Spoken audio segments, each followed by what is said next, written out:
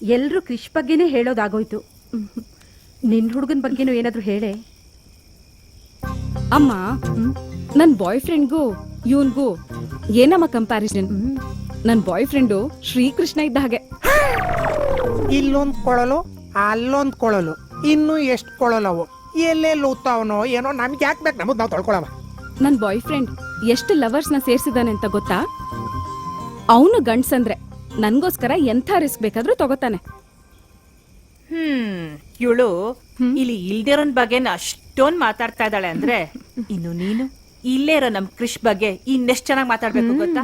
ಮಾತಾಡು, ಚೆನ್ನಾಗಿ ಮಾತಾಡು. ಹೇಳಿ, ನಿನ್ಗೋಸ್ಕರ ಪ್ರಾಣ ಬೇಕಾದ್ರೂ ಬಿಡ್ತೀನಿ ಅಂತ ಹೇಳಿದಾನಲ್ಲ, ಅದನ್ನ ಹೇಳು, ಹೇಳೇ. ಏನೇ ನಿನ್ ಬಾಯ್ ಫ್ರೆಂಡ್ ನಿನ್ಗೋಸ್ಕರ ಪ್ರಾಣ ಬಿಡ್ತೀನಿ ಅನ್ನ? ನನ್ ಬಾಯ್ ಫ್ರೆಂಡ್ಗೂ ನಿನ್ ಬಾಯ್ ಫ್ರೆಂಡ್ಗೂ ಹೋಲಿಕೆನೇ ಇಲ್ಲ. ನಿನ್ ಬಾಯ್ ಫ್ರೆಂಡ್ ಲವರ್ಸ್ನ ಒಂದ್ ಮಾಡಿದ್ರೆ, ನನ್ ಬಾಯ್ ಫ್ರೆಂಡ್ 2 ಕುಟುಂಬನ ಒಂದ್ ಮಾಡಿದಾನೆ, 2 ಊರನ್ನ ಒಂದ್ ಮಾಡಿದಾನೆ. ನನ್ ಬಾಯ್ ಫ್ರೆಂಡ್ ನನ್ನ ಹ್ಯಾಪಿನೆಸ್ಗೋಸ್ಕರ ಏನ್ ಬೇಕಾದ್ರೂ ಮಾಡ್ತಾನೆ ಗೊತ್ತಾ? ಆಹಾ.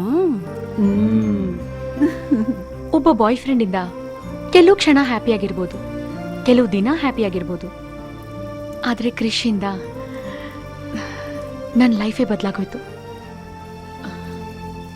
ಥ್ಯಾಂಕ್ಸ್ ಕ್ರಿಶ್. ಅಂಕಲ್, ಅವಳ ಬಾಯ್ ಫ್ರೆಂಡ್ ಬಗ್ಗೆ ಅಷ್ಟೊಂದ್ ಮಾತಾಡ್ತಾ ಇದ್ದಾಳೆ, ನಿಮ್ ಮಗನ್ ಬಗ್ಗೆನೂ ಸ್ವಲ್ಪ ಹೇಳಿ. ನನ್ ಮಗನಿಗೆ ನಮ್ಮ ಅವನ್ ಸೂಪರ್. ಹಲೋ, ನಿನ್ ಮಗ ಸೂಪರ್ ಆದ್ರೆ ನನ್ ಮಗ ಬಂಪರ್. ಎಲ್ಲೋ ಇರೋ ನಿನ್ ಮಗನ್ ಬಗ್ಗೆ ನೀನ್ ಅಷ್ಟು ಮಾತಾಡ್ಬೇಕಾದ್ರೆ, ಪಕ್ಕದಲ್ಲಿ ಇರೋ ನನ್ ಮಗನ್ ಬಗ್ಗೆ ನಾನು ಎಷ್ಟು ಮಾತಾಡ್ಬೇಕು? ಯಾಕೆ ಬಾಯಿ ಮುಚ್ಕೊಂಡ್ಬಿಟ್ರಿ? ಮಾತಾಡ್ರಿ.